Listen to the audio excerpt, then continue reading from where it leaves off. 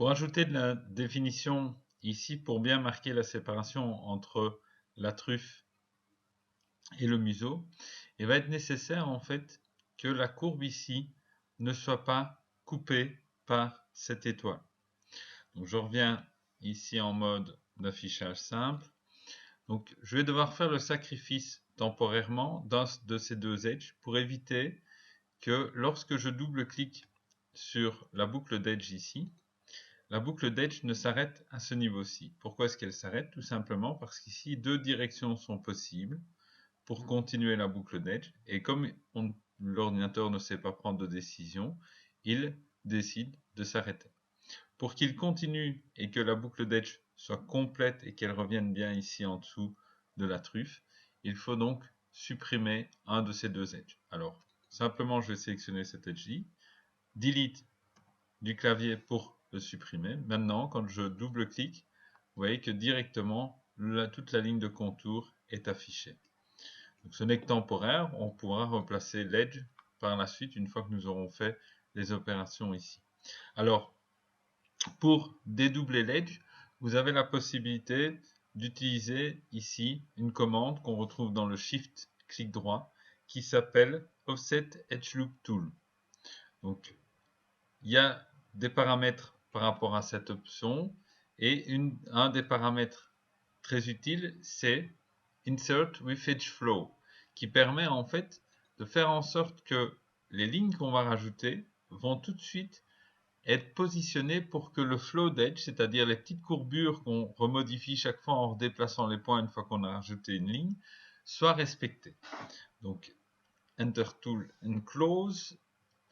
Donc ici, je vais ajouter, alors il faut faire attention de bien rapprocher les deux lignes les unes des autres pour que l'espacement entre les deux edges qu'il va rajouter ne soit pas trop important. Il faut que ça soit relativement proche, puisque c'est la concentration de résolution ici qui va forcer le pli entre les deux parties. Alors une fois que vous avez rajouté les deux edges, vous pouvez en mode vertex et en déplacement venir ajuster encore un petit peu plus la déformation. Comment? Tout simplement en renforçant un petit peu le contraste ici. Donc, vous voyez, je ressors un petit peu le point vers le haut. Ici, je vais le sortir un petit peu sur le côté aussi. Ici, le sortir latéralement. Ici en dessous, je vais ressortir ces trois points. Donc, ces trois points vers l'avant.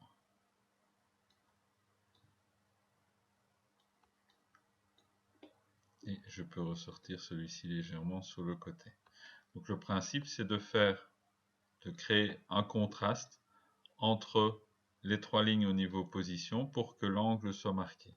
Alors, vous pouvez voir tout de suite, si je passe en mode subdivision, comme on peut sentir maintenant que la zone ressort. Alors, c'est dans ce mode-ci, avec la subdivision affichée, qu'on va pouvoir jouer un peu plus pour faire en sorte que le volume ressorte encore un petit peu plus et on va se rendre compte de la position. Alors, c'est dangereux de travailler uniquement dans ce mode-ci.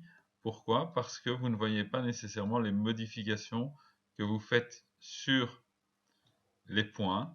Et donc, vous regardez simplement le résultat avec la subdivision. Et puis, quand vous repassez en mode comme ceci, vous vous rendez compte des fois que vous avez mis le personnage ou les points dans des positions extrêmes et souvent vers l'intérieur. Il est important qu'on comprenne toujours le maillage, le personnage, le volume du personnage en étant dans la forme simple comme ceci sans subdivision. La forme avec subdivision permet simplement de voir ce qui se passe au niveau des arrondissements.